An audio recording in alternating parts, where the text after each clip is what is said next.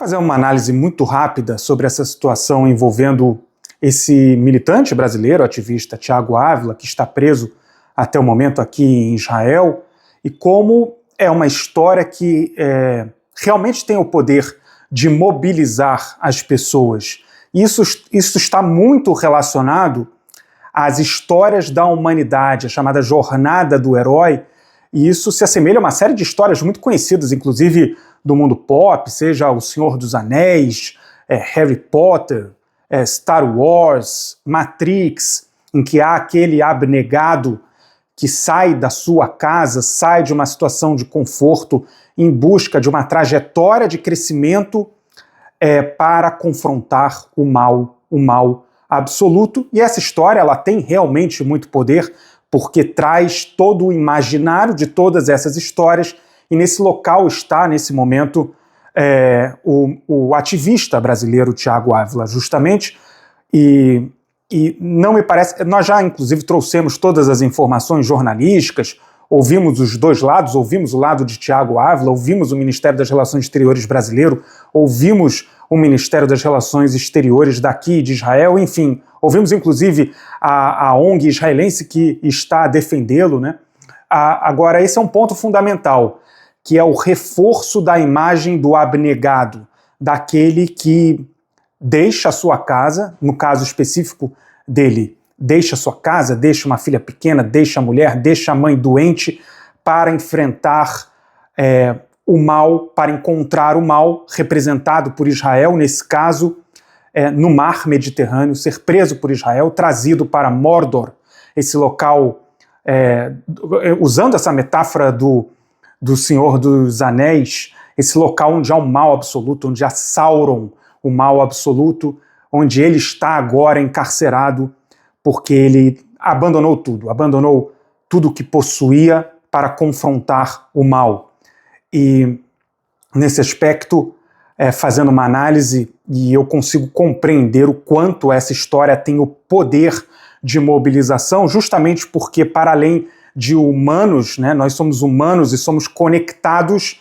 pelas histórias, muito além da biologia, o que nos conecta são histórias. E essas histórias aqui, essas histórias às quais eu fiz menção, elas estão no imaginário, principalmente do mundo ocidental, e o Brasil, evidentemente, não é diferente em relação a isso. Então é preciso estabelecer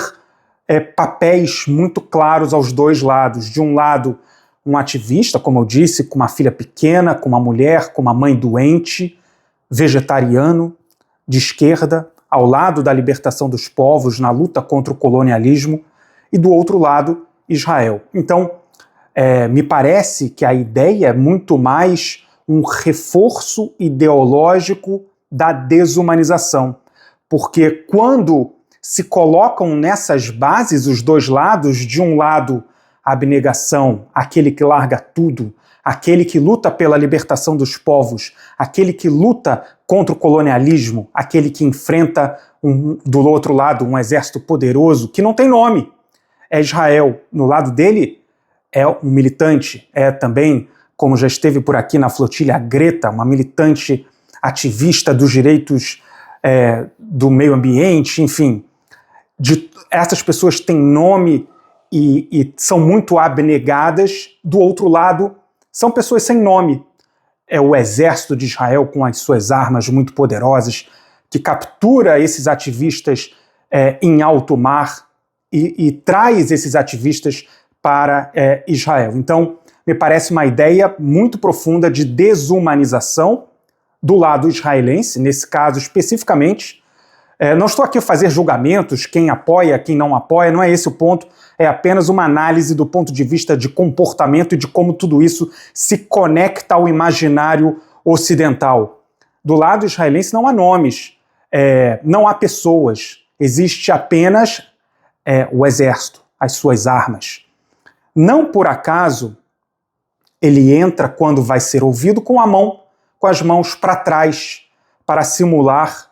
como se estivesse com algemas, se estivesse algemado, porque a ideia é justamente reforçar,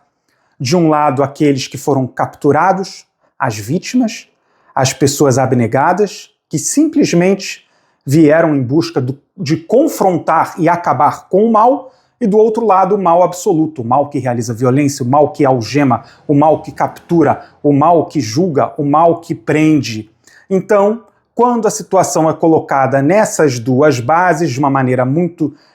de forma a desumanizar, é muito fácil escolher lados. E hoje nós vivemos num mundo em que as pessoas escolhem lados em função das redes sociais. No Brasil isso é muito forte, a questão da polarização. Então é uma forma de reforço da ideia, o bem contra o mal. E aqui no Oriente Médio, toda tentativa de desumanização, seja ela de israelenses, de palestinos ou de quaisquer outros povos que vivam aqui nessa região, normalmente tem resultados muito catastróficos para as partes envolvidas.